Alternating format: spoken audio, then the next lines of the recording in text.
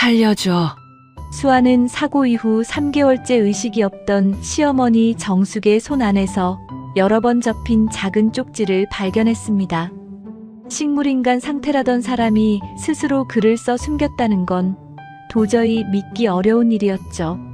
어머니, 수아가 떨리는 눈으로 정숙을 바라본 순간 미동도 없던 눈가에서 뜨거운 눈물 한 방울이 흘러내렸습니다. 정숙은 분명 깨어 있었습니다. 정숙이 마지막 힘을 짜내 쪽지에 남긴 의문의 숫자 4827. 도대체 그 숫자는 무엇을 의미하며 이 병실 안에는 어떤 추악한 진실이 감춰져 있는 걸까요? 사연을 시작하기 전에 구독과 좋아요를 눌러주시고 어디에서 듣고 계신지 댓글로 남겨주세요. 댓글 남겨주시는 분들 한 분 한 분을 소중히 기억하겠습니다.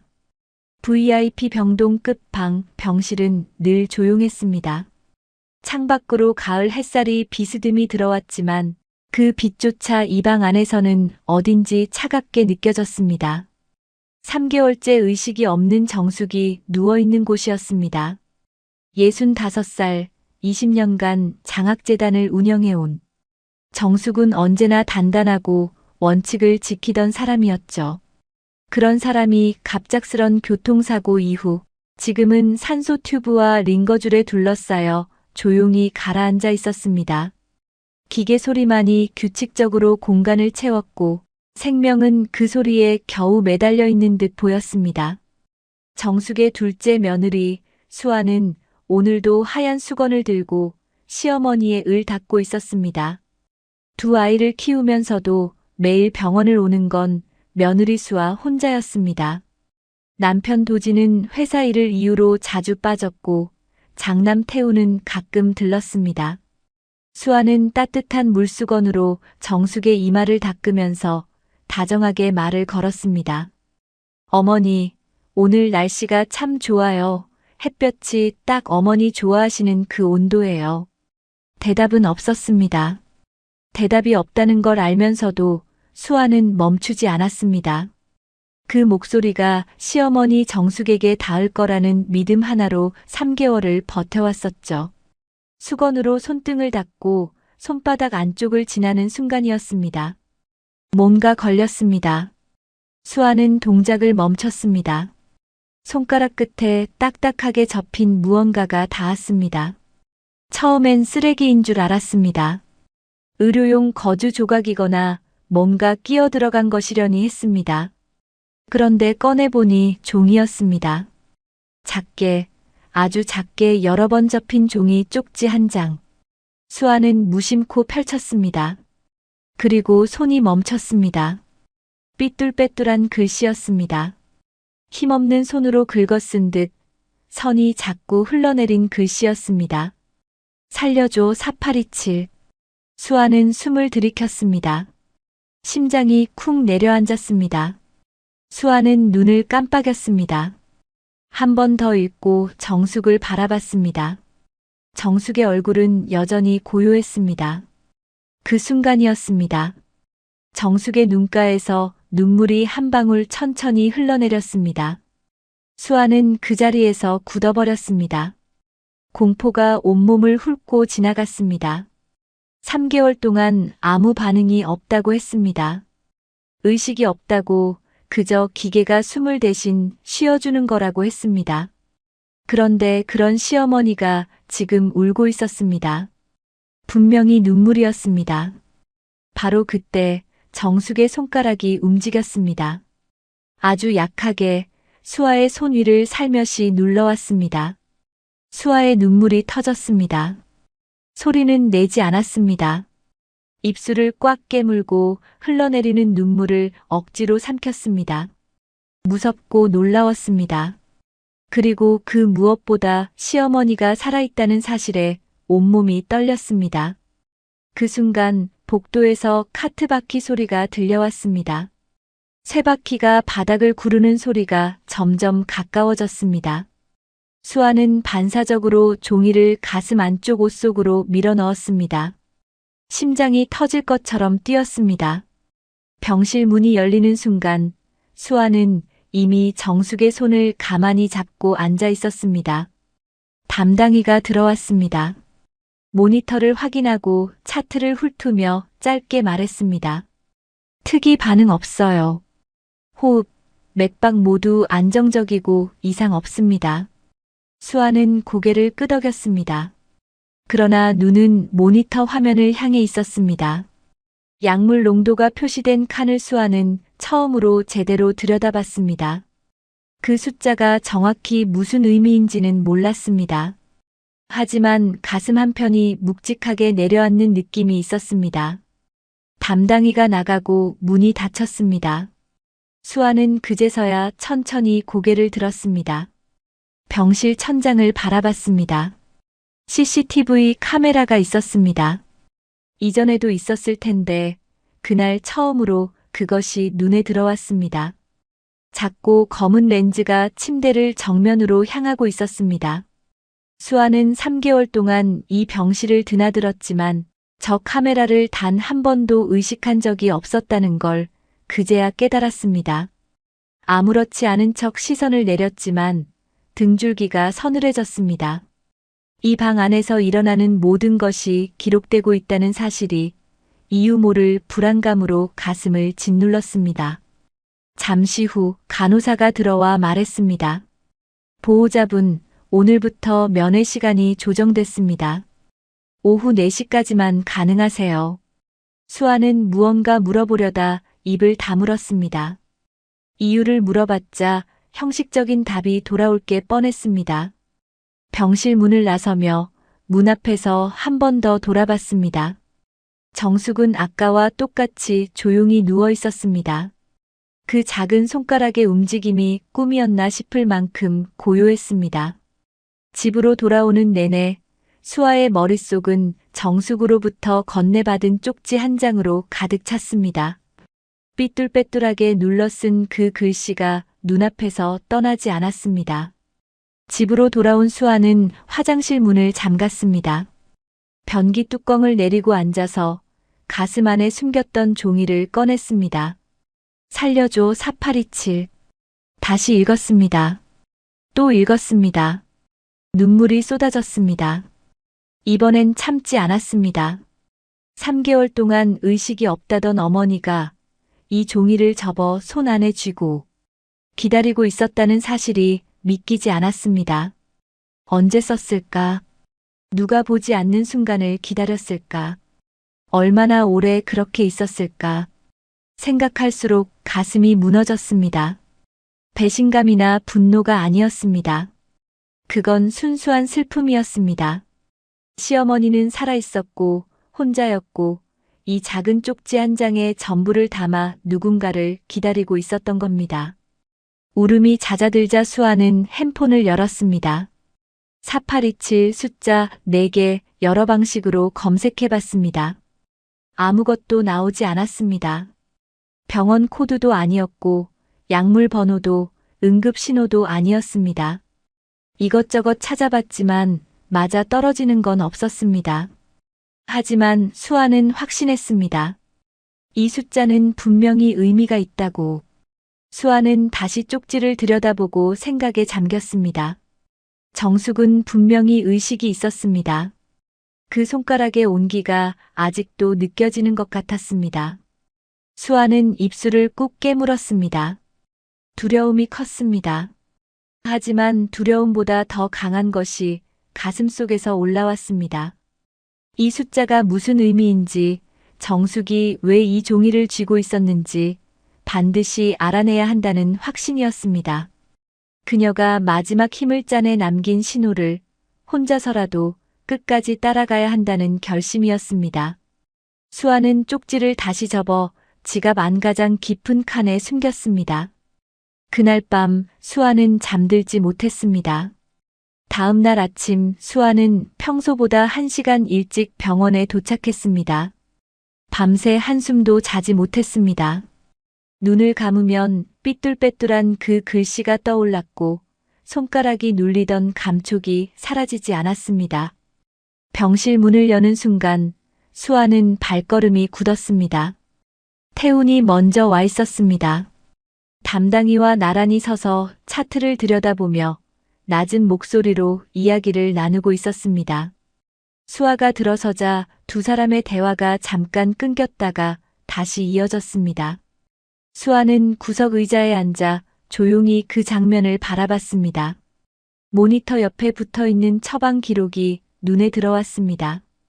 어제와 시간이 달랐습니다. 진정제 투여 시간이 1시간 가까이 앞당겨져 있었습니다. 아무도 말해준 적 없는 변경이었습니다. 대화가 끝날 무렵이었습니다. 담당이가 문 쪽으로 돌아서다 태훈에게 낮게 한마디를 덧붙였습니다.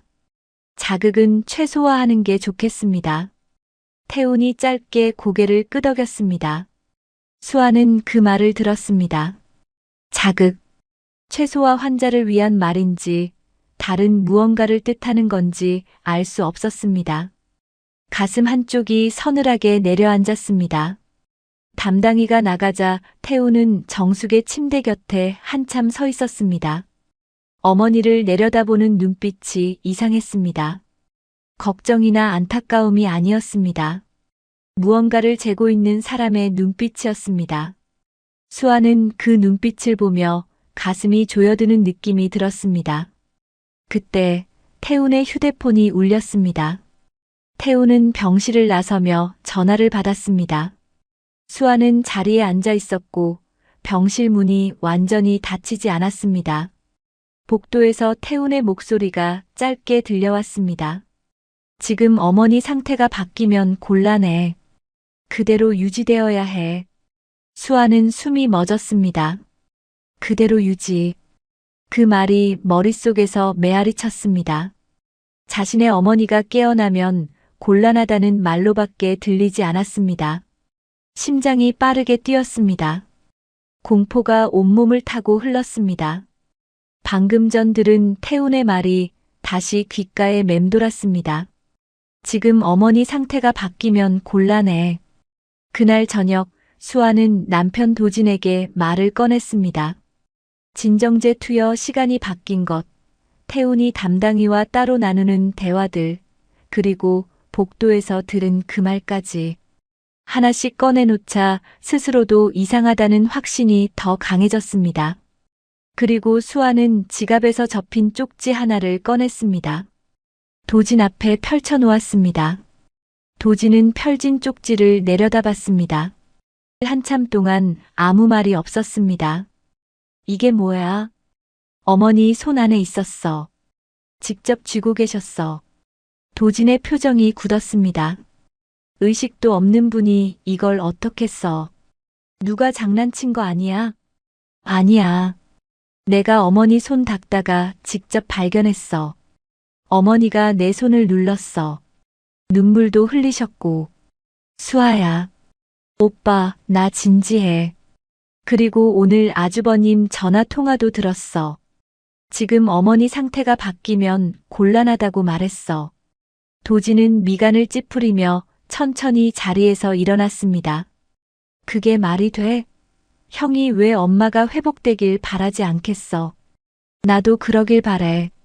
근데 이상한 건 이상한 거잖아. 형은 재단의 병원까지 다 챙기고 있어. 더 이상 우리 형 의심하지 좀 마. 도진은 쪽지를 테이블 위에 내려놓고 방으로 들어가 버렸습니다. 수아는 혼자 남겨진 거실에서 오래 앉아 있었습니다. 억울함이 차올랐습니다. 배신감이었습니다. 가장 가까운 사람이 등을 돌리는 그 느낌이, 지금 자신이 완전히 혼자라는 현실이 가슴 깊이 박혔습니다. 그날 밤 두 사람 사이에는 차가운 침묵만 흘렀습니다. 다음 날 수아는 간호사실 앞으로 갔습니다. 차트 열람을 요청했습니다. 간호사는 고개를 저었습니다. 직계 보호자 대표 등록이 따로 되어 있어서요. 권한이 없으십니다. 제가 3개월 동안 매일 병간호를 했어요. 그런데 왜 권한이 없는 거예요? 죄송합니다. 규정이라서요. 간호사는 이미 돌아서고 있었습니다. 수아는 그 자리에 서서 숨을 골랐습니다. 분노가 치밀어 올랐습니다. 하지만 여기서 감정을 드러내면 안 된다는 걸 알았습니다. 보안 강화라는 말이 짧게 들렸습니다. 수아는 그 자리에서 돌아섰습니다. 이 병실은 어머니를 통제하는 공간 같았습니다. 병실에 들어간 수아는 시어머니 정숙의 손을 잡았습니다.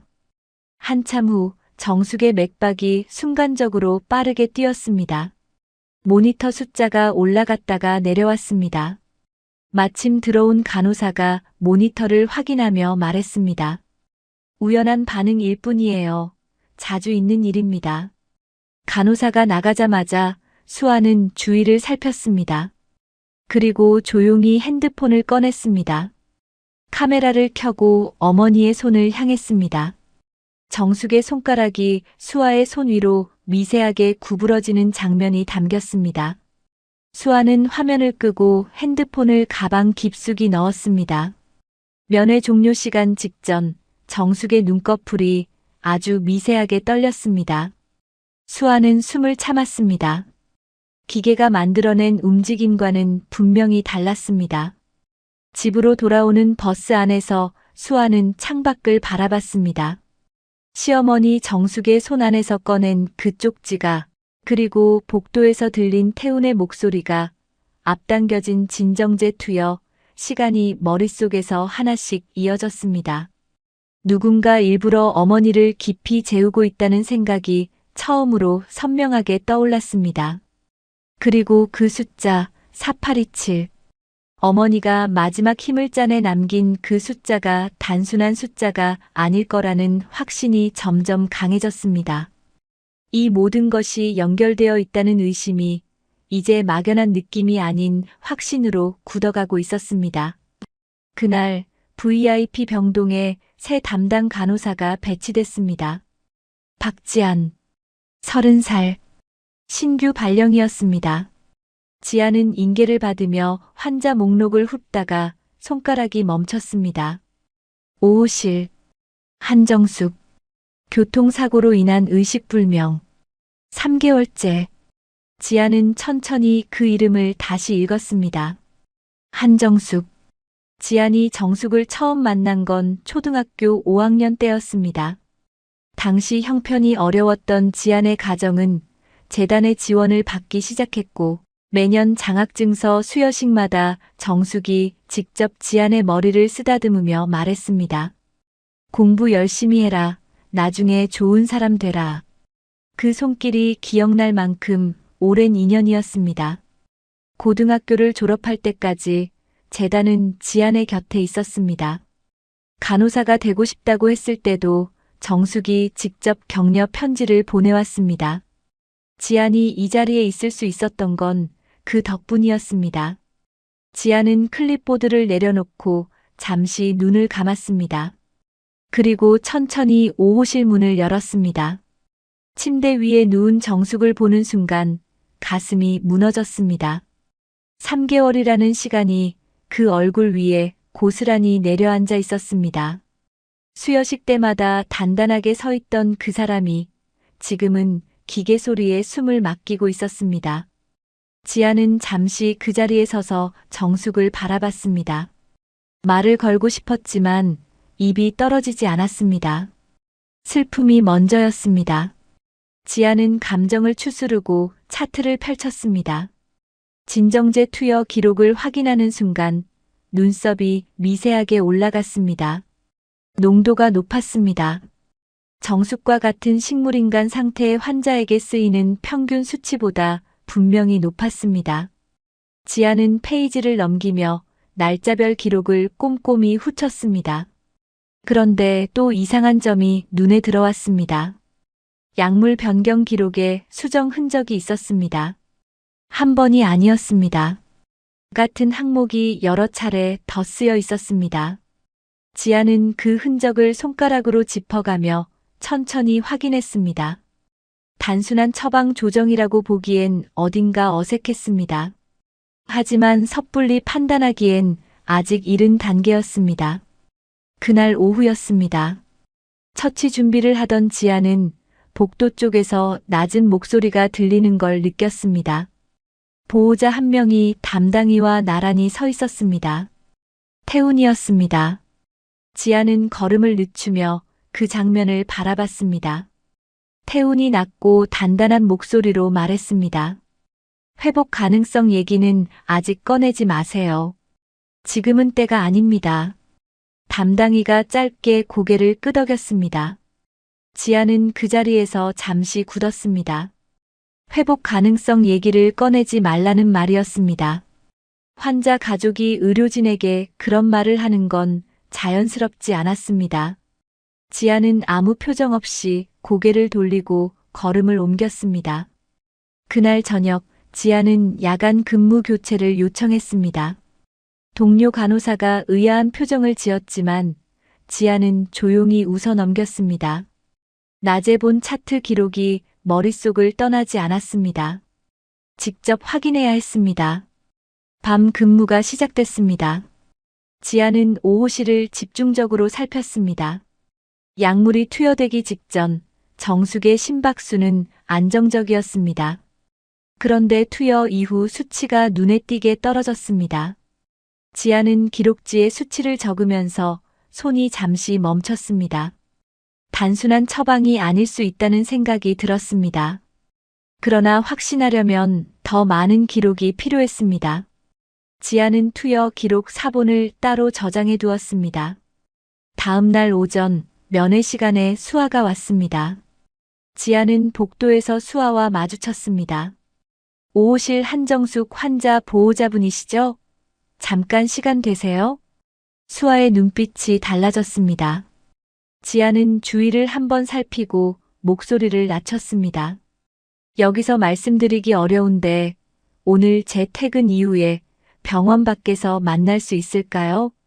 수아는 잠시 지안을 바라봤습니다. 믿어도 되는 사람인지 알 수 없었습니다.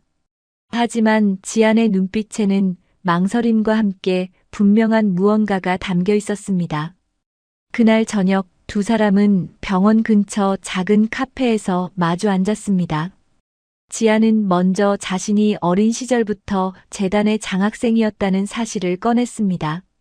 수아는 그 말에 눈빛이 흔들렸습니다. 지아는 차트에서 발견한 것들을 조심스럽게 꺼냈습니다. 평균보다 높은 진정제 농도, 반복된 수정 흔적, 투여 이후 과도하게 떨어지는 심박수 수치, 그리고 낮에 복도에서 들은 태훈의 말까지. 회복 가능성 얘기는 꺼내지 말라고 했어요. 보호자가 담당이한테. 수아는 숨을 들이켰습니다. 그 말이 어제 복도에서 들었던 태훈의 목소리와 겹쳐졌습니다. 지금 상태가 바뀌면 곤란해. 수아는 손을 테이블 위에 올리고 가방 안을 뒤졌습니다. 지갑 깊숙이 넣어두었던 쪽지를 꺼내 지안 앞에 펼쳐놓았습니다. 이거 저희 어머니 손 안에 쥐어져 있었어요. 지안은 종이를 들여다봤습니다. 삐뚤빼뚤한 글씨. 지안의 손이 멈췄습니다. 한참 동안 아무 말도 없었습니다. 언제요? 3일 전이요. 손 닦다가요. 어머니가 제 손을 눌렀어요. 눈물도 흘리셨고요. 지아는 천천히 종이를 내려놓았습니다. 낮에 본 차트 기록, 복도에서 들은 태훈의 말, 그리고 이 쪽지. 흩어져 있던 것들이 하나의 선으로 이어지는 느낌이었습니다. 지아는 입술을 꾹 눌렀습니다. 저 혼자서는 더 이상 할 수 있는 게 없어요. 근데 그냥 넘기면 안 될 것 같아서요. 수아는 지안을 똑바로 바라봤습니다. 같이 해요. 두 사람은 짧게 눈을 마주쳤습니다. 말은 없었습니다. 하지만 그 눈빛으로 충분했습니다. 3개월 만에 처음이었습니다. 수아는 이 싸움에서 자신이 혼자가 아니라는 느낌을 받았습니다. 안도감이 밀려왔습니다. 그리고 그 안도감 뒤에는 지금 이 상황이 자신이 생각했던 것보다 훨씬 심각할 수 있다는 두려움이 따라왔습니다. 그러나 같은 시각 병실 안에는 태훈이 다시 들어와 있었습니다. 오늘만 벌써 3번째였습니다. 그는 아무 말 없이 어머니를 내려다보다가 천천히 돌아서 나갔습니다. 병실 공기가 그가 떠난 뒤에도 한동안 무겁게 가라앉아 있었습니다. 지안과 헤어지고 집으로 돌아온 수아는 식탁에 앉아 종이 한 장을 꺼냈습니다. 그리고 숫자를 적기 시작했습니다. 4827, 4827. 몇 번을 반복했어도 의미가 떠오르지 않았습니다. 전화번호 끝자리도 아니었고 날짜도 아니었습니다. 병원 코드도 약품 번호도 아니었습니다. 수아는 볼펜을 내려놓고 눈을 감았습니다. 시어머니 정숙이 이 숫자를 남긴 건 분명한 이유가 있어서였습니다. 손 안에 종이를 숨기고 며느리의 손이 닿는 순간을 기다렸다는 사람이 아무 의미 없는 숫자를 남겼을 리 없었습니다. 수아는 천천히 눈을 떴습니다. 그리고 갑자기 머릿속에 무언가가 스쳤습니다. 시댁 서재. 정숙이 중요한 서류를 보관하던 곳. 그 방 안쪽 벽에 붙어 있던 작은 금고.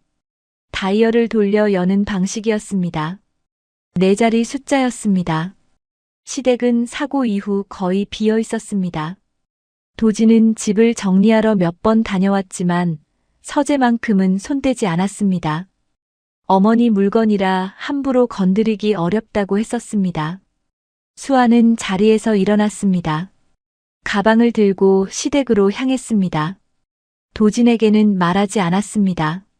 믿어주지 않는다는 걸 알고 있었고 말했다가 또 싸우게 될까봐 두려웠습니다. 시댁에 도착했을 때 집 안은 조용했습니다.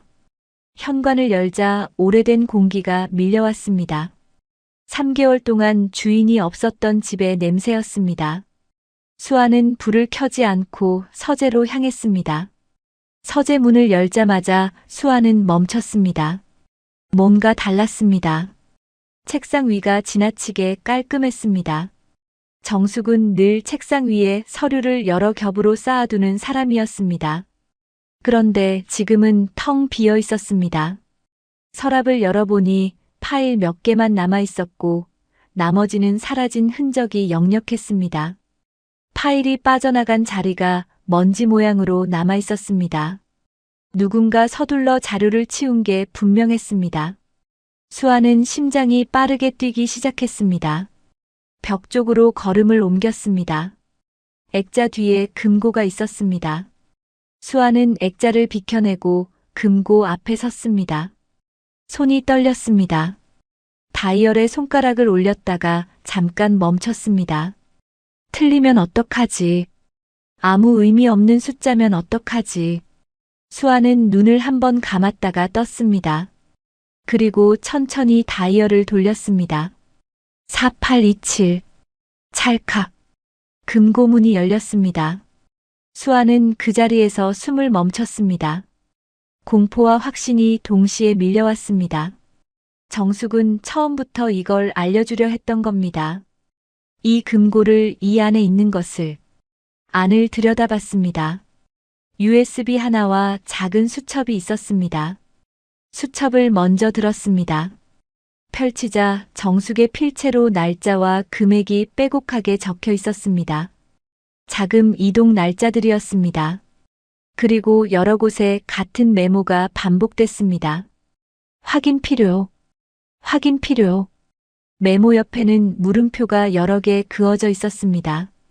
수아는 수첩을 들고 날짜를 확인했습니다. 가슴이 서늘해졌습니다. 자금이 이동된 날짜들이 최근 몇 달 사이에 집중되어 있었습니다. 그리고 시어머니 정숙의 교통사고 날짜가 머리를 스쳤습니다. 수아는 손가락이 굳었습니다. 자금 이동이 집중된 시기와 사고 날짜가 가까웠습니다.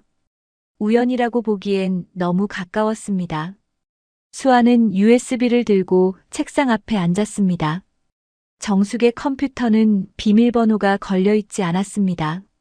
수아는 USB를 꽂았습니다. 폴더 하나가 열렸습니다. 재단 회계 파일이었습니다. 수아는 파일을 하나씩 열었습니다. 숫자들이 화면을 가득 채웠습니다. 회계를 전공한 건 아니었지만 외부 계좌로 이동된 표시가 반복되는 건 알아볼 수 있었습니다. 재단 이름이 아닌 다른 법인 이름으로 자금이 빠져나간 기록이었습니다. 그것도 한 번이 아니었습니다. 수아는 화면을 멍하니 바라봤습니다. 분노가 치밀어 올랐습니다. 정숙이 20년 동안 아이들을 위해 쌓아온 돈이었습니다. 한 푼도 건드리지 않겠다는 원칙으로 지켜온 재단이었습니다. 그 돈이 외부로 빠져나가고 있었습니다. 그리고 정숙은 그것을 알았습니다. 확인하려 했습니다. 그리고 사고가 났습니다. 수아는 떨리는 손으로 마우스를 천천히 내려놓았습니다. 모니터 화면을 끄고 한참 동안 어둠 속에 앉아 있었습니다. 머릿속이 하얗게 비어버린 것 같았습니다. 모든 게 연결됐습니다. 자금 이동, 사고 날짜, 병원에서의 통제, 그리고 살려줘라는 그 세 글자까지. 수아는 천천히 자리에서 일어났습니다. USB를 빼서 주머니 깊숙이 넣었습니다. 수첩도 함께 챙겼습니다. 이 사실을 지금 당장 누구에게도 말할 수 없었습니다. 도지는 믿어주지 않을 것이고 다른 누군가에게 말했다가 잘못된 방향으로 흘러가면 모든 게 끝이었습니다. 금고 문을 닫고 액자를 제자리에 걸었습니다. 서재 불을 끄고 문을 닫았습니다. 현관을 나서는 수아의 발소리가 텅 빈 집 안에서 작게 울렸습니다. 두려웠습니다. 이것이 얼마나 큰 싸움인지 이제 조금씩 윤곽이 보이기 시작했습니다. 하지만 두려움보다 더 단단한 것이 가슴속에서 자리를 잡고 있었습니다. 시어머니가 20년 동안 지켜온 것을 수아가 지켜야 했습니다. 그리고 시어머니를 살려야 했습니다. 수아는 밖으로 나와 찬 공기를 깊게 들이켰습니다. 하늘이 어두웠습니다. 손안에 USB가 작고 단단하게 느껴졌습니다. 아침 햇살이 VIP 병동 복도에 길게 깔렸습니다. 지아는 처치 준비를 하며 카트를 밀고 있었습니다. 5호실 앞을 지나치려던 순간 복도 저쪽에서 낮은 목소리가 들렸습니다. 태훈이었습니다.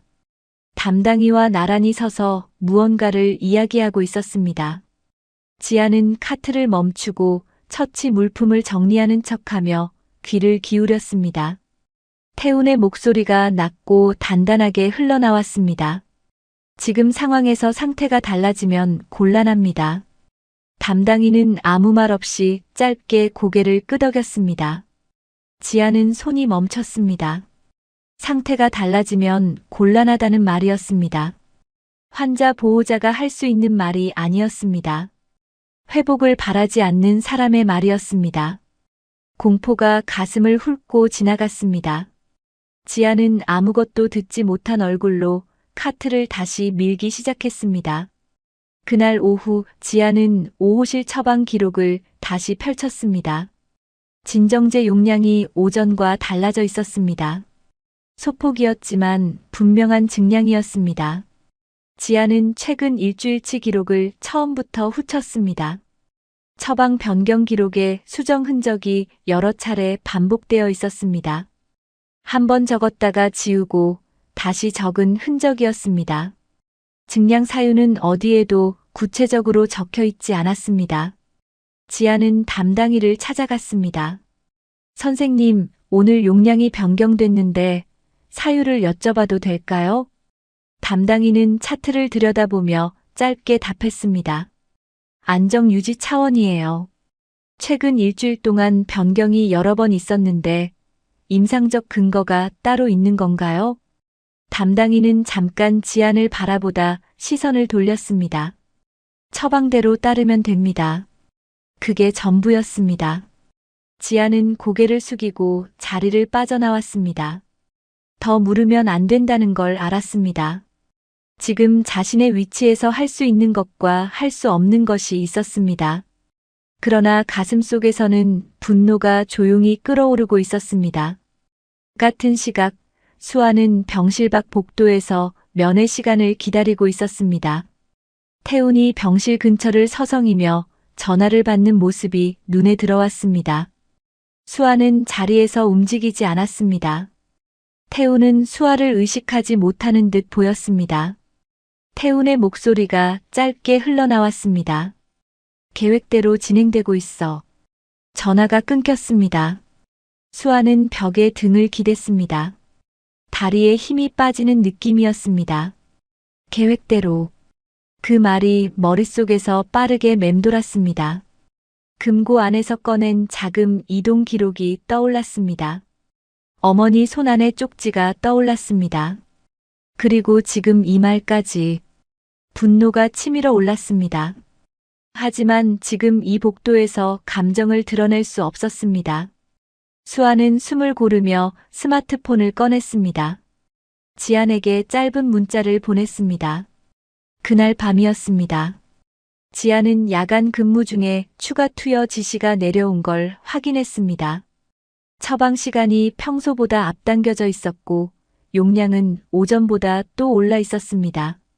지안은 처방표를 손에 들고 한참 들여다봤습니다. 권장 범위 상단에 가까웠습니다. 넘은 건 아니었지만 이 환자에게 이 용량이 필요한 임상적 이유가 지안의 눈에는 보이지 않았습니다. 지안은 투약 준비를 하다가 잠시 멈췄습니다. 주사기를 내려놓고 정숙에게 다가갔습니다. 손전등을 꺼내 동공 반응을 확인했습니다. 호흡 리듬을 살폈습니다. 즉각적인 위급 상태는 아니었습니다. 그러나 지금 이 용량을 추가로 투여하는 것이 이 환자에게 반드시 필요한 처치인지 지안은 확신할 수 없었습니다. 지안은 처방 기록 사본을 따로 출력해서 접어 주머니에 넣었습니다. 나중을 위해서였습니다. 복도로 나오자 태훈이 병실 근처를 서성이고 있었습니다. 이 시간에 보호자가 병동 안에 있는 건 규정에 맞지 않았습니다. 하지만 아무도 제지하지 않았습니다. 태훈은 담당의 쪽을 바라봤습니다. 담당이는 그 시선을 피했습니다. 고개를 숙이고 빠르게 다른 방향으로 걸음을 옮겼습니다. 태훈의 눈빛이 달라지는 게 보였습니다. 차갑고 날카로워졌습니다. 원하는 대로 되고 있는지 확인하러 온 사람의 눈빛이었습니다. 지아는 간호사실로 돌아와 자리에 앉았습니다. 가슴이 빠르게 뛰고 있었습니다. 지금 이 병동 안에서 벌어지는 일이 자신이 감당할 수 있는 범위를 넘어서고 있다는 걸 느꼈습니다. 내부 고발을 해야 할지, 더 증거를 모아야 할지, 아니면 지금 당장 수아에게 연락해야 할지. 선택지들이 머릿속에서 빠르게 뒤엉켰습니다. 섣불리 움직였다가 오히려 모든 게 막혀버릴 수 있었습니다. 지아는 깊게 숨을 들이켰습니다. 그리고 한 가지를 결심했습니다. 오늘 밤 추가 투여는 환자 상태를 직접 재확인한 뒤 판단하겠다는 것이었습니다. 권한 밖의 일이었지만 이 상황에서 할 수 있는 최선이었습니다. 지아는 다시 5호실로 들어갔습니다. 정숙의 호흡을 확인하고 맥박을 살폈습니다. 현재 상태에서 추가 투여가 즉각적으로 필요한 수준이 아니라는 판단이 섰습니다. 지아는 투여 시간을 뒤로 늦췄습니다. 차트에는 환자 상태 재확인 후 조정이라고 짧게 기록했습니다. 병실 문을 나서는 지안의 손이 미세하게 떨리고 있었습니다. 두렵지 않다면 거짓말이었습니다. 하지만 그 결정이 틀리지 않았다는 확신도 있었습니다. 지아는 복도 끝을 바라봤습니다. 태우는 이미 사라지고 없었습니다. 병실 안에는 기계 소리만이 조용하고 규칙적으로 울렸습니다. 그 소리가 오늘따라 더 크게 들렸습니다. 그날 아침 수아는 병원에 도착하자마자 발걸음이 막혔습니다. 출입 카드를 단말기에 댔습니다. 경고음이 울렸습니다. 빨간 불이 켜졌습니다. 어제까지 멀쩡히 작동하던 카드였습니다. 원무과로 내려가 상황을 설명하자 직원이 모니터를 확인하며 말했습니다. VIP 병동 보호자 출입 규정이 변경됐습니다.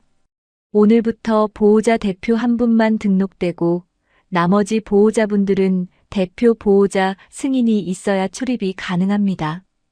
대표 보호자가 누구로 등록됐어요? 김태훈 보호자님으로 등록되어 있습니다. 수아는 잠시 말을 잃었습니다. 언제 그런 신청이 들어갔는지, 누가 결정한 건지 묻고 싶었습니다. 하지만 직원의 표정은 이미 더 이상의 대화를 원하지 않는다는 걸 말하고 있었습니다. 수아는 밖으로 나와 태훈에게 전화를 걸었습니다. 아주버님, 제 출입 카드가 막혔어요. 규정이 바뀐 것도 몰랐고요. 태훈의 목소리는 차분했습니다. 병원 측에서 VIP 병실 보안 강화한다고 한 거야. 형식적인 절차라고 하더라고.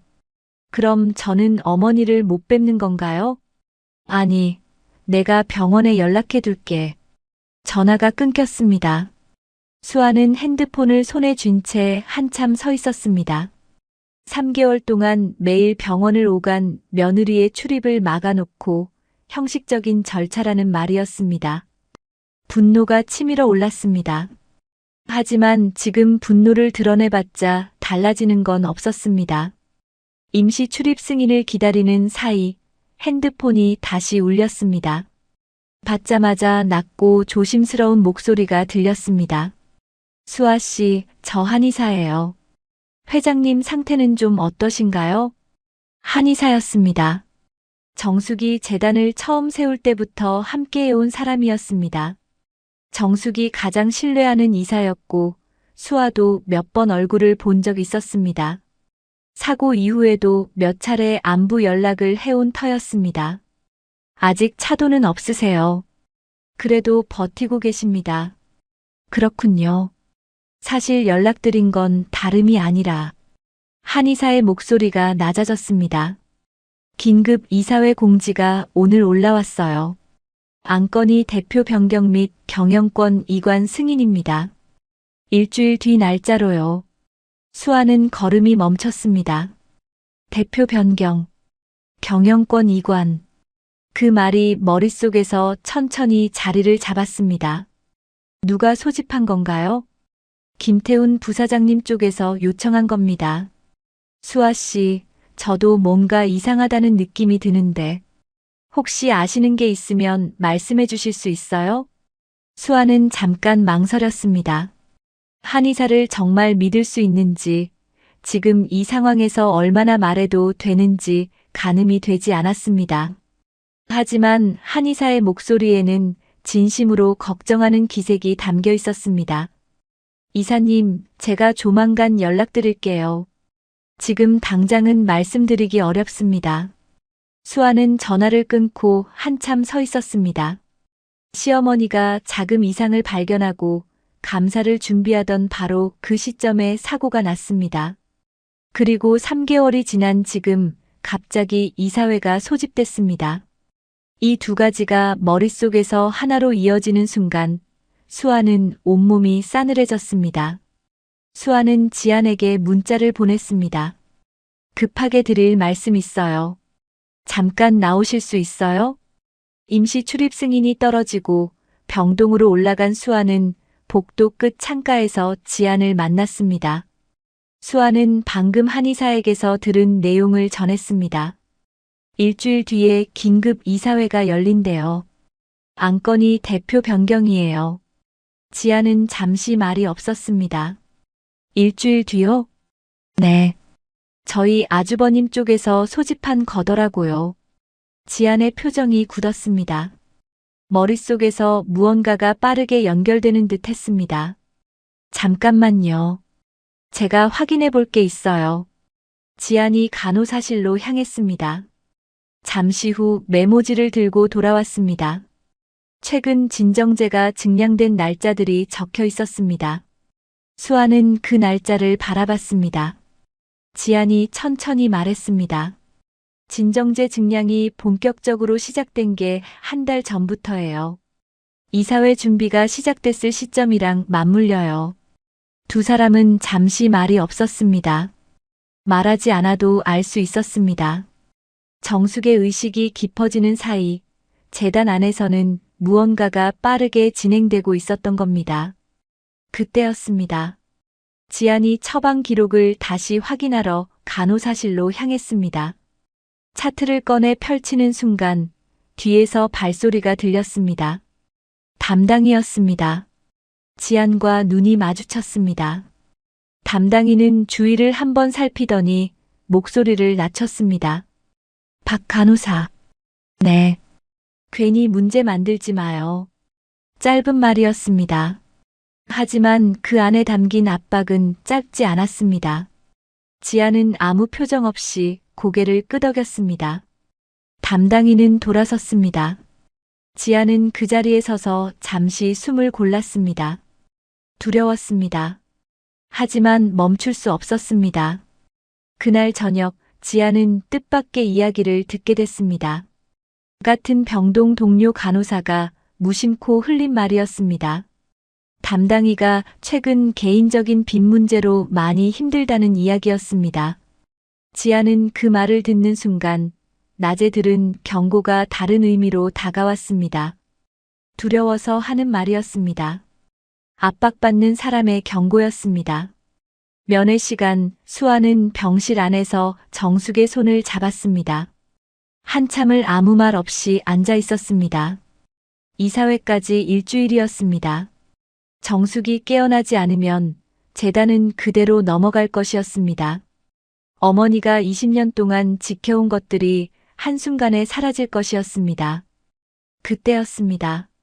정숙의 손가락이 아주 미세하게 떨렸습니다. 수아는 숨이 멎었습니다. 눈을 크게 뜨고 정숙의 손을 바라봤습니다. 다시 한번 손가락 끝이 가늘게 움직였습니다. 기계가 만들어낸 반응이 아니었습니다. 분명히 달랐습니다. 수아는 정숙의 손을 두 손으로 감쌌습니다.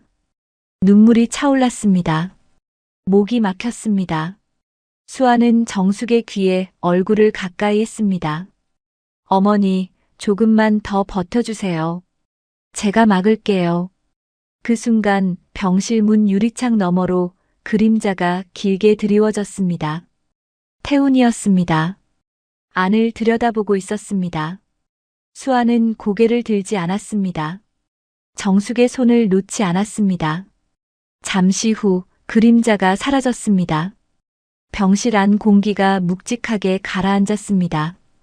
기계 소리만이 조용하고 규칙적으로 울렸습니다. 수아는 어머니 손을 꼭 쥔 채 눈을 감았습니다. 이제 시간 싸움이라는 걸 알았습니다. 그리고 지고 싶지 않았습니다. 이사회 하루 전날이었습니다. 지아는 저녁 근무를 시작하자마자 처방 기록을 확인했습니다. 5호실 앞에서 손이 멈췄습니다. 추가 진정제 투여 지시가 내려와 있었습니다. 처방 시간은 평소보다 2시간 앞당겨져 있었고 용량은 어제보다 또 올라 있었습니다. 지아는 기록을 처음부터 끝까지 다시 읽었습니다. 권장 범위를 벗어나지는 않았습니다. 하지만 이 환자에게 하필 이 시간에 이 용량이 필요한 이유가 지안의 눈에는 보이지 않았습니다. 지안은 담당이를 찾아갔습니다. 선생님, 오늘 추가 투여 지시 확인했는데요. 용량이 어제보다 또 올랐습니다. 담당이는 차트에서 눈을 들지 않았습니다. 지침대로 하세요. 환자 상태를 먼저 재확인하고 싶은데요. 담당이가 그제야 지안을 바라봤습니다. 눈빛이 불편하다는 걸 숨기지 않았습니다. 지침대로 하라고요. 지안은 고개를 숙이고 돌아섰습니다. 그러나 5호실 앞에서 발걸음을 멈췄습니다. 주사기를 손에 든 채 잠시 서 있었습니다. 가슴이 빠르게 뛰었습니다. 틀렸을 수도 있었습니다. 자신이 너무 예민하게 보는 것일 수도 있었습니다.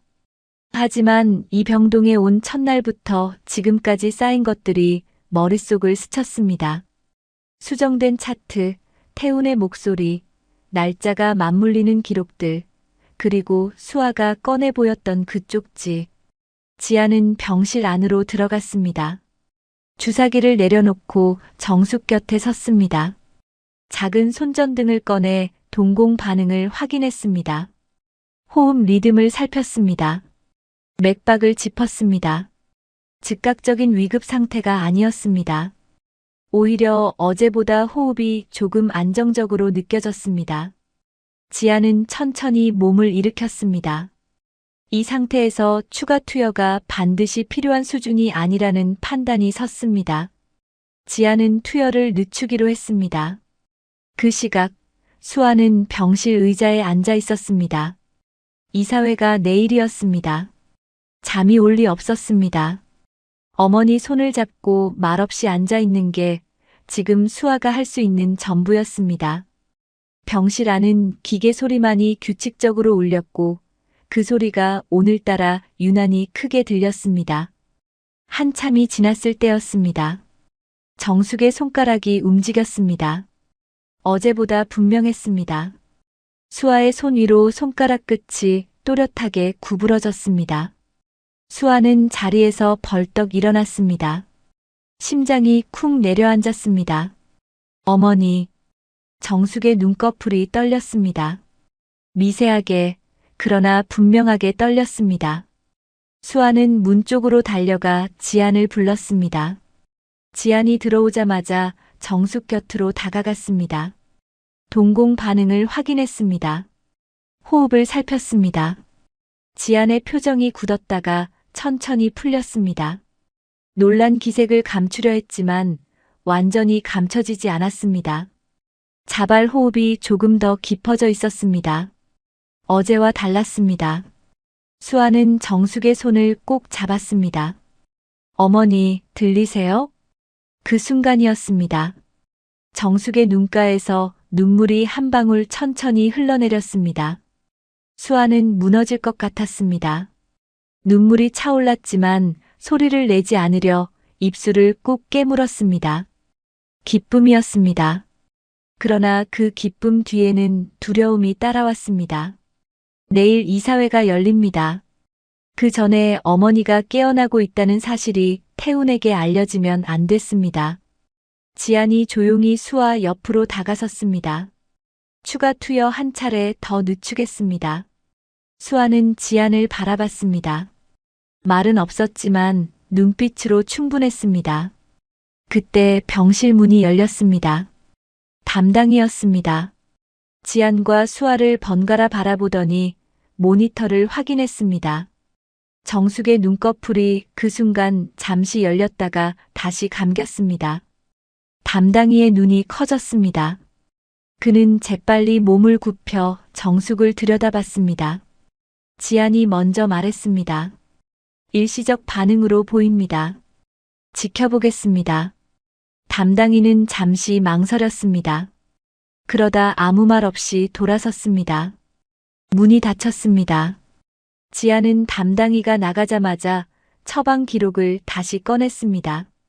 그리고 추가 투여 보류를 기록으로 남겼습니다.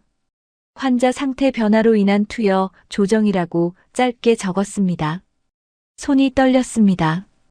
이 기록이 나중에 자신에게 어떤 영향을 미칠지 몰랐습니다. 하지만 지금 할 수 있는 일은 이것이었습니다. 수아는 밤새 자리를 지켰습니다. 어머니 손을 놓지 않았습니다. 자정이 넘어 새벽이 됐습니다. 정숙의 호흡은 이전과 다른 리듬을 유지하고 있었습니다. 조금 더 깊었습니다. 조금 더 고르웠습니다. 기계가 만들어주는 숨이 아니라 스스로 쉬는 숨의 느낌이 조금씩 섞여 들어오는 것 같았습니다. 새벽 2시쯤이었습니다. 정숙의 눈꺼풀이 다시 한번 떨렸습니다. 그리고 아주 천천히 눈이 열렸습니다. 완전히 열린 건 아니었습니다. 신락같이 가늘게, 그러나 분명히 열렸습니다. 수아는 숨을 참았습니다. 정숙의 시선이 허공을 향하다가 천천히 수아 쪽으로 내려왔습니다. 초점이 잡히는데 시간이 걸렸습니다. 하지만 분명히 수아를 바라보고 있었습니다. 어머니, 수아의 목소리가 떨렸습니다. 눈물이 볼을 타고 흘러내렸습니다. 정숙의 눈꺼풀이 힘겹게 깜빡였습니다. 그리고 다시 천천히 감겼습니다. 수아는 무릎이 꺾이는 것 같았습니다. 자리에 주저앉아 두 손으로 얼굴을 감쌌습니다. 울음이 터졌습니다. 소리를 내지 않으려 했지만 어깨가 들썩였습니다. 지안이 조용히 다가와 수아의 어깨에 손을 얹었습니다. 두 사람은 한동안 아무 말도 하지 않았습니다. 정숙은 다시 눈을 감은 채 누워 있었습니다. 하지만 그 얼굴이 아까와 달라 보였습니다. 이전까지는 그저 깊이 잠든 사람의 얼굴이었다면 지금은 무언가를 버티고 있는 사람의 얼굴이었습니다. 이사회가 몇 시간 뒤였습니다. 수아는 눈물을 닦고 고개를 들었습니다. 지안을 바라봤습니다. 지금 움직여야 해요. 지안이 고개를 끄덕였습니다. 병실 안은 조용했습니다. 기계 소리만이 낮게 울렸습니다. 그러나 그 안에 무언가가 달라져 있었습니다. 3개월 만에 처음으로 이 병실 안에 살아있는 숨결이 조금 더 짙어졌습니다. 이사회 당일 아침이었습니다. 지안은 출근하자마자 5호실로 향했습니다. 전날 밤 정숙의 눈이 열렸던 그 장면이 머릿속에서 지워지지 않았습니다. 지안은 정숙 곁에 서서 동공 반응을 다시 확인했습니다. 어제보다 분명했습니다. 빛에 반응하는 속도가 달라져 있었습니다. 자발 호흡도 어제 밤보다 조금 더 고른 리듬을 유지하고 있었습니다. 지안은 관찰 기록을 공식 차트에 꼼꼼하게 남겼습니다. 동공 반응 변화, 자발 호흡 리듬 개선, 눈꺼풀 움직임. 하나하나 시간과 함께 기록했습니다. 잠시 후 담당이가 병실로 들어왔습니다. 차트를 들여다보다 눈살을 찌푸렸습니다. 이거 일시적 반응이에요. 과도하게 해석하지 마세요. 동공 반응이 어제와 다릅니다. 기록으로 남기는 게 맞지 않습니까? 담당이는 지안을 잠시 바라보다 차트를 덮었습니다. 내가 다시 확인할게요. 지안은 그 자리에서 물러섰습니다. 하지만 병실을 나오자마자 간호사실로 향했습니다. 서랍을 열고 전날 밤 출력해둔 기록 사본을 꺼냈습니다. 그리고 오늘 아침 차트에 남긴 기록도 따로 사본을 출력했습니다. 담당이가 수정하기 전에 원본을 확보해야 했습니다. 손이 떨렸습니다. 두려웠습니다. 하지만 멈출 수 없었습니다. 지안은 최근 일주일간의 진정제 증량 내역을 처음부터 다시 정리했습니다. 날짜별로 용량 변화를 옮겨 적었습니다. 증량 시점과 이사회 일정이 반복적으로 겹치는 패턴이 종이 위에 선명하게 드러났습니다. 보는 것만으로도 숨이 막혔습니다. 지안은 결심했습니다. 병원 내부 감사팀 앞으로 익명 보고서를 작성했습니다. 약물 변경 기록과 수정 흔적, 증량 내역 사본, 그리고 담당이로부터 들은 경고까지 최대한 구체적으로 담았습니다. 파일을 봉투에 넣고 감사팀 담당자 이름을 적었습니다. 손이 계속 떨렸지만 글씨는 또렷하게 썼습니다. 봉투를 감사팀 앞 수신함에 넣는 순간 지안의 심장이 빠르게 뛰었습니다. 돌이킬 수 없는 선을 넘는 느낌이었습니다. 두려움이 온몸을 훑었습니다. 하지만 동시에 이것이 옳은 일이라는 확신도 있었습니다. 한편 수아는 이사회 시작 2시간 전부터 움직이고 있었습니다. 지난밤 정숙의 눈이 열리던 그 순간부터 수아는 생각을 정리했습니다. 더 이상 기다릴 시간이 없었습니다. USB 사본을 복사해서 외부 저장 장치에 백업했습니다. 그리고 한의사에게 문자를 보냈습니다. 한의사님, 이사회 전에 꼭 봐주셔야 할 자료가 있습니다. 주소 알려주시면 퀵으로 보내드리겠습니다. 한의사의 답장은 빨랐습니다. 재단 사무실로 보내주세요. 기다리겠습니다. 수아는 USB 사본을 퀵으로 한의사에게 보냈습니다. 그리고 짧게 문자를 덧붙였습니다. 재단 회계 원본 백업입니다. 이사님이 직접 확인해 주세요. 퀵 기사가 오토바이를 타고 사라지는 것을 바라보며 수아는 깊게 숨을 들이켰습니다. 이제 돌이킬 수 없었습니다.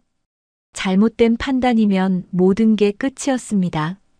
하지만 어머니의 눈빛이 떠올랐습니다. 새벽에 잠깐 열렸던 그 눈, 수아를 바라보던 그 시선이 지금도 선명했습니다. 수아는 다시 병원으로 향했습니다. 병실에 들어서자 분위기가 달랐습니다. 복도에 낯선 사람 둘이 서 있었습니다. 감사팀 직원들이었습니다. 지안에게 물어보니 아침에 익명 보고서가 접수됐고 즉시 자료 확인에 착수했다고 했습니다. 담당이가 감사팀의 호출을 받았습니다.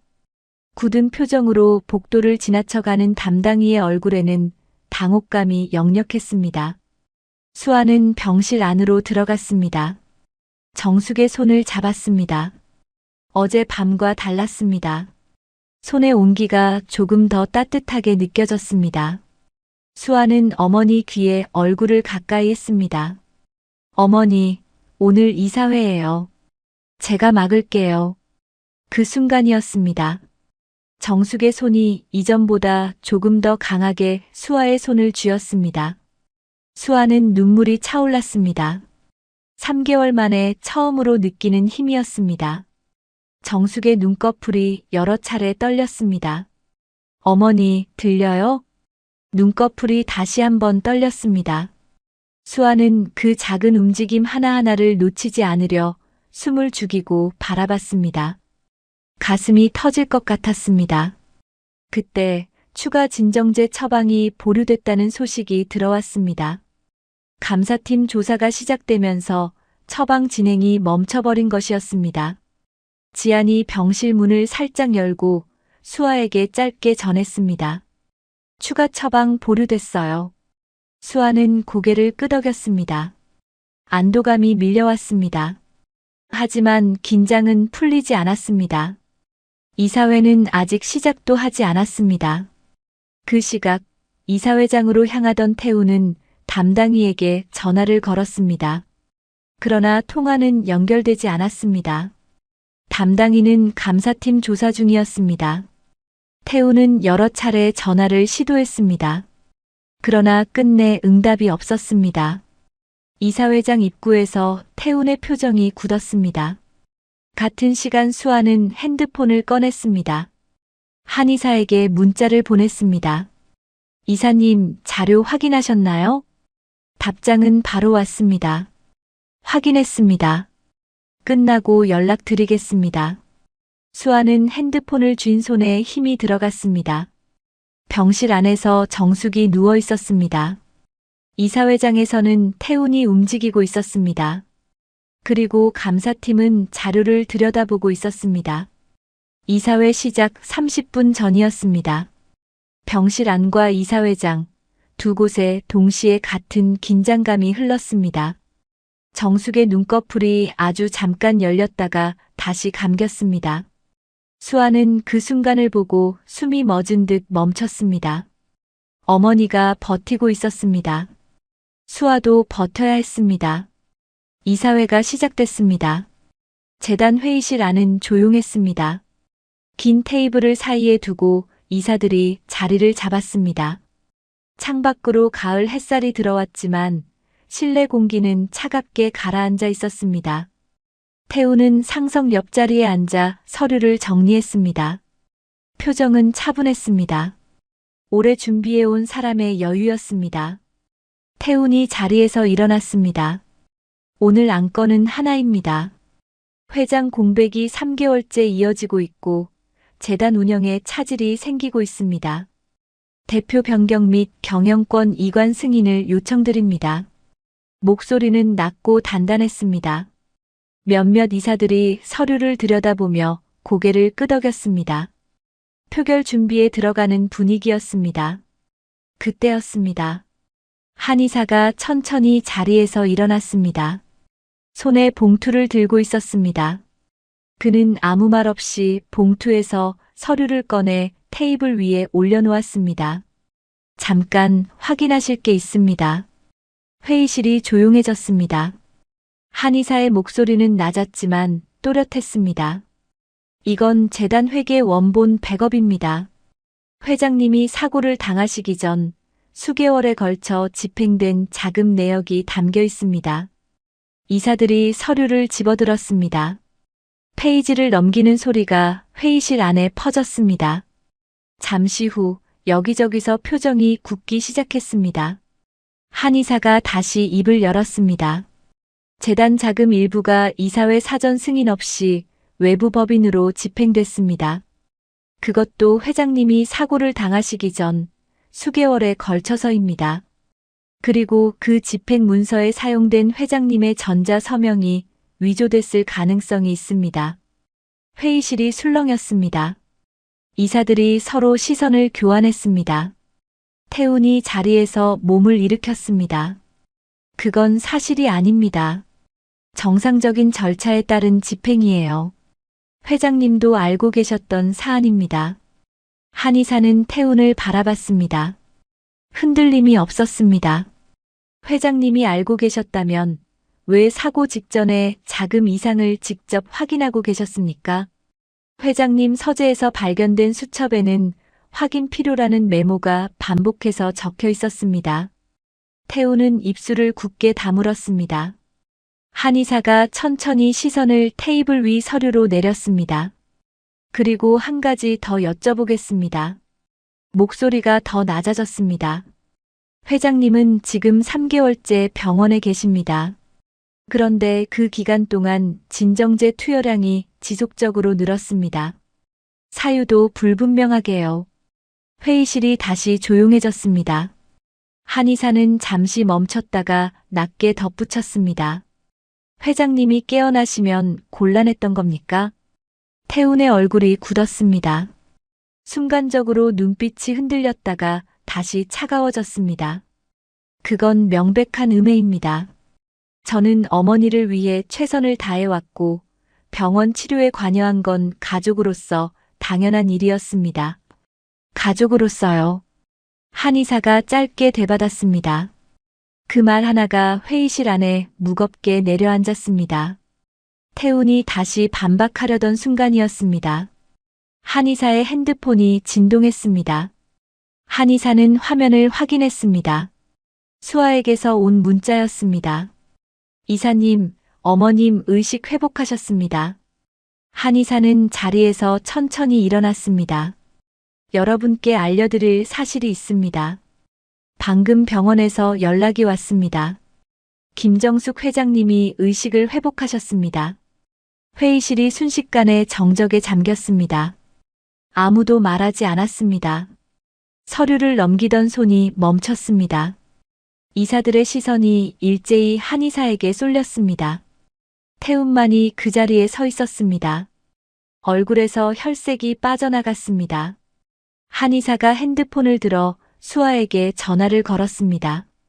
수아 씨, 영상통화로 연결해 주시겠습니까? 병실에서 수아가 영상통화를 받았습니다. 수아는 핸드폰 화면을 정숙 쪽으로 향했습니다. 한의사가 핸드폰을 회의실 스크린에 연결했습니다. 스크린에 정숙의 얼굴이 비쳤습니다. 침대에 누운 채였습니다. 하지만 눈이 열려 있었습니다. 또렷하게, 분명하게 열려 있었습니다. 정숙은 말을 하지 않았습니다. 말할 힘이 없었습니다. 하지만 시선이 화면을 향하고 있었습니다. 그 눈빛이 흔들리지 않았습니다. 3개월 동안 기계 소리에 숨을 맡기고 있던 사람의 눈빛이 아니었습니다. 아주 미세하게 고개가 움직였습니다. 30초도 채 되지 않았습니다. 그러나 30초가 회의실 안의 모든 것을 바꿔놓았습니다. 영상 통화가 끊겼습니다. 회의실은 여전히 조용했습니다. 그러나 그 조용함이 처음과는 달랐습니다. 처음의 조용함이 표결을 앞둔 긴장이었다면 지금의 조용함은 무언가가 무너지는 소리였습니다. 한의사가 자리에 앉으며 말했습니다. 대표 변경 안건 철회를 요청드립니다. 이사 한 명이 받았습니다. 동의합니다. 또 한 명이 따랐습니다. 동의합니다. 태훈이 두 손을 테이블 위에 짚었습니다. 잠깐요. 이건 절차에 맞지 않습니다. 안건이 정식으로 상정됐고 표결로 결정해야 합니다. 한의사가 태훈을 바라봤습니다. 그렇다면 다른 안건을 상정하겠습니다. 태운 부사장 직무대행 권한 정지건입니다. 표결이 진행됐습니다. 결과는 빠르게 나왔습니다. 태운의 직무대행 권한 정지가 의결됐습니다. 태운은 자리에서 일어났습니다. 서류를 집어들다가 그대로 내려놓았습니다. 분노가 얼굴 위로 드러났다가 사라졌습니다. 그는 아무 말 없이 회의실 문을 향해 걸어갔습니다. 문이 열리고 닫혔습니다. 복도에서 빠른 발소리가 멀어졌습니다.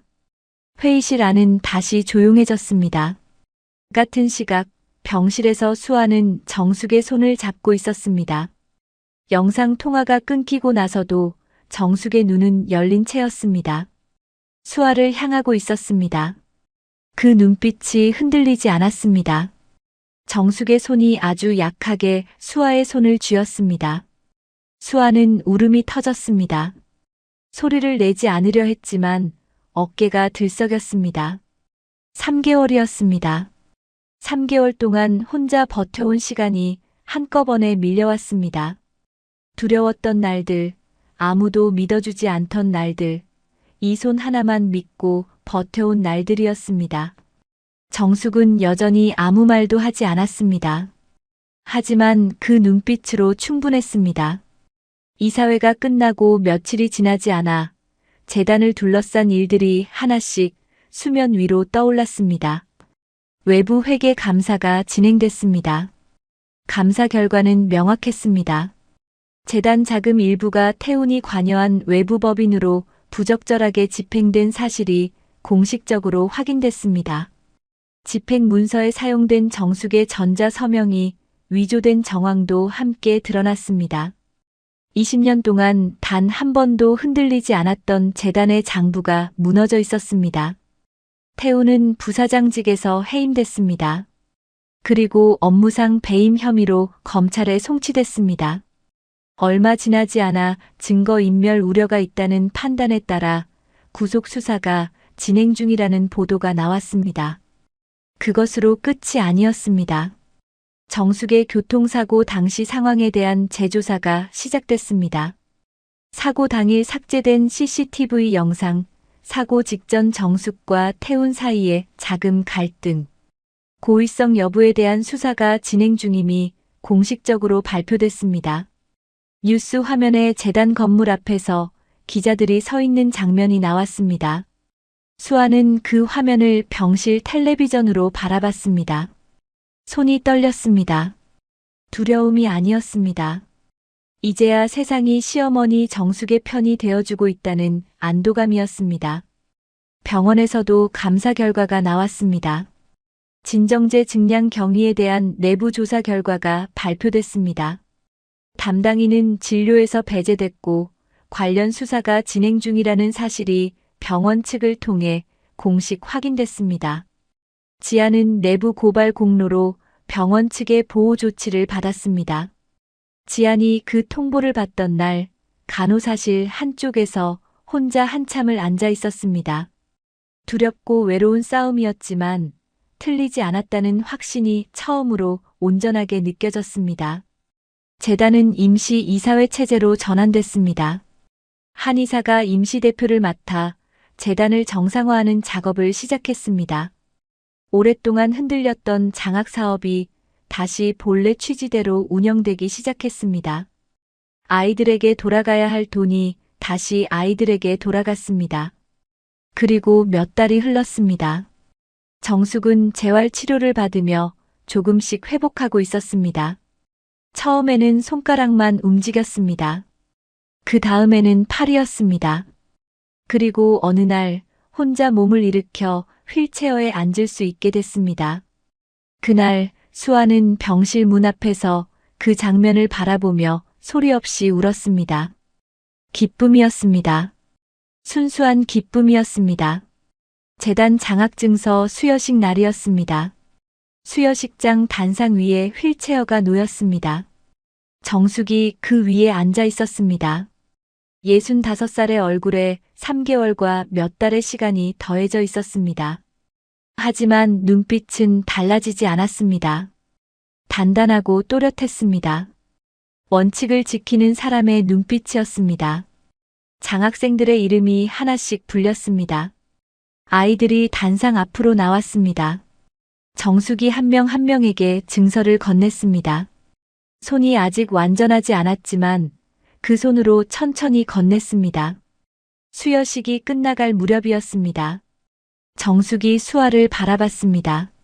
수아가 천천히 단상 쪽으로 걸어갔습니다. 정숙이 수아의 손을 잡았습니다. 잠시 침묵이 흘렀습니다. 그리고 정숙이 입을 열었습니다. 목소리가 아직 완전하지 않았습니다. 낮고 가늘었습니다. 하지만 또렷했습니다. 살려줘서 고맙다. 수아는 눈물이 차올랐습니다. 입술을 꾹 눌렀습니다. 정숙이 다시 말했습니다. 아이들 돈을 지켜줘서 고맙다. 수아는 더 이상 참지 못했습니다. 눈물이 흘러내렸습니다. 아무 말도 나오지 않았습니다. 할 말이 없어서가 아니었습니다. 이 두 문장 앞에서 어떤 말도 필요하지 않았습니다. 수여식장 한쪽에 도진이 서 있었습니다. 그는 수아를 바라보다 천천히 고개를 숙였습니다. 깊이 오래 숙였습니다. 수아는 그 모습을 보며 고개를 끄덕였습니다. 말은 없었습니다. 하지만 그걸로 충분했습니다. 수여식이 끝나고 제단 현판이 새로 교체됐습니다.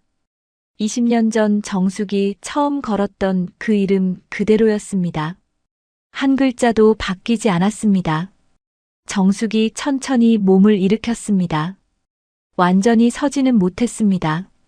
하지만 휠체어 손잡이를 짚고 반쯤 몸을 세웠습니다. 수아가 곁에서 부축했습니다. 두 사람은 짧게 눈을 마주봤습니다. 말이 없었습니다. 그러나 그 눈빛 안에 모든 것이 담겨 있었습니다. 두려웠던 날들, 버텨온 날들, 그리고 살아남은 날들이었습니다.